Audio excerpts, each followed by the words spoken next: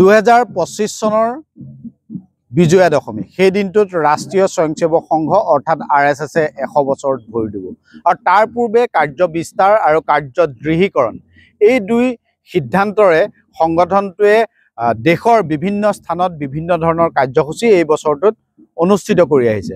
তাৰ উপলক্ষে মাজুলী জিলাৰ উদ্যোগত আচলতে মাজুলীৰ নতুন বজাৰ শংকৰদেৱ শিশু বিদ্যা নিকেতনত 3 দিনীয়াকৈ শীত শিবিৰ অনুষ্ঠিত হৈছিল আৰু আজি শেষৰ দিনাৰ কাৰ্যসূচী হিচাপে তেওঁলোকে পদসঞ্চালনৰ কাৰ্যসূচী ৰূপায়ণ কৰা পৰিলক্ষিত হৈছে।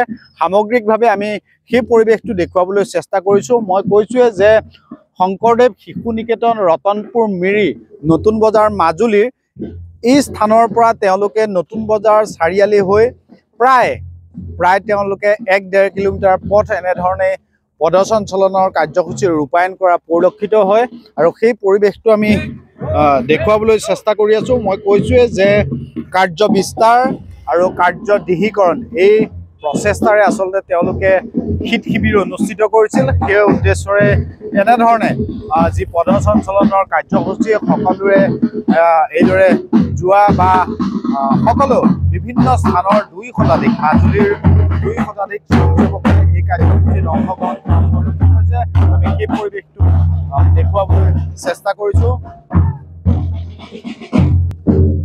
আচলতে সেই পৰিৱেশটো আমি দেখুৱাই আছোঁ। এনেধৰণে মই কৈছোৱে যে শীত শিবিৰ 3 দিনীয়াকৈ যি শীত শিবিৰ অনুষ্ঠিত হৈছে শীত শিবিৰৰ উপলক্ষে এনেধৰণে তেওঁলোকে সুন্দৰ কাৰ্যসূচী ৰূপায়ণ হ'ল আৰু সেই পৰিৱেশটো আমি দেখুৱাবলৈ চেষ্টা কৰি আছোঁ। নতুন বজাৰ শংকৰদেৱ শিশু নিকেতনৰ পৰা নতুন বজাৰ চাৰিআলিলৈকে প্ৰায় 1.5-2 কিলোমিটাৰ পথ এনেধৰণে পদসঞ্চালনৰ কাৰ্যসূচী ৰূপায়ণ কৰি একতা যি সমন্বয় সেই সমন্বয় ভাতৃত্ববোধৰ অন্যতম নিদৰ্শন তুলি ধৰা এইবিলাক কাৰ্য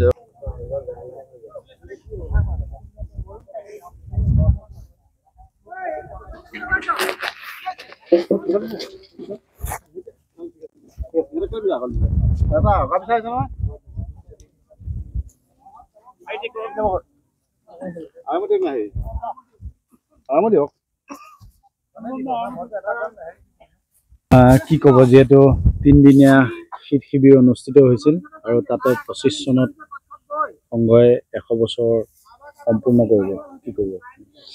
ইতিমধ্যে আমাৰ সংঘৰ 100 বছৰ সম্পূৰ্ণ হৈ গৈছে।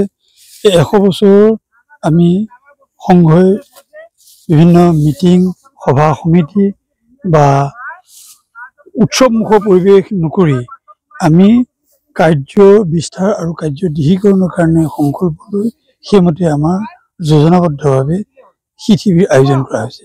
এই শীত শিবিৰত আমি বিভিন্ন মাজুলীৰ প্ৰতিটো যাতে মণ্ডল প্ৰতিটো খণ্ডত যাতে আমাৰ কাৰ্য যোজনা বৃদ্ধি হয় তাৰ কাৰণে সংকল্প লৈ সেইমতে আমি বিভিন্ন ঠাইৰ পৰা মাজুলী 20খন পঞ্চায়তৰ অন্তৰ্গত প্ৰতিখন গাঁৱৰ পৰা নহ'লেও প্ৰতিটো মণ্ডলৰ পৰা আমি 3-4জনকৈ আমি শিশুক আনি ইয়াৰ শীতকালীন শিবিৰৰ কাৰণে আমি তেওঁলোকক ইয়াত ৰাখিছোঁ আৰু 3 দিন কাৰ্যযোজনা কেনেকৈ বৃদ্ধি হ'ব লাগে তাৰ কাৰণে তেওঁলোকক বিভিন্ন আমি প্ৰশিক্ষণ দিছোঁ।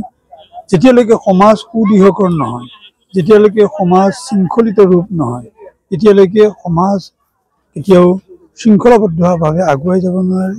আমাৰ হিন্দু সংস্কৃতি, হিন্দু পৰম্পৰা যি আমাৰ সনাতনী সংস্কৃতি, এই সংস্কৃতি সুৰক্ষিত কৰিবৰ কাৰণে সমাজখন শৃংখলবদ্ধভাৱে দেশ প্ৰেমত যাতে সকলো শিশুৱে আপ্লুত হয়, দেশ মাতৃৰ সেৱা যে তেওঁলোকৰ প্ৰতিজনৰ কৰ্তব্য, তেওঁলোকে বিভিন্ন দিশত নিজা দিশত আগবাঢ়ি গৈ যাতে সমাজখন তথা ভাৰত মাতৃৰ যাতে কল্যাণৰ কাৰণে কাম কৰিব পাৰে, মাতৃক সুদৃঢ় কৰিব পাৰে, যাতে সদায় সনাতনী সংস্কৃতি সুৰক্ষিত হ'ব পাৰে তাৰ কাৰণে আমি তেওঁলোকক বিভিন্ন ধৰণৰ শাৰীৰিক বৌদ্ধিক বিভিন্ন মাধ্যমে তেওঁলোকক আমি ইয়াৰ প্ৰশিক্ষণ দিয়া হৈছে।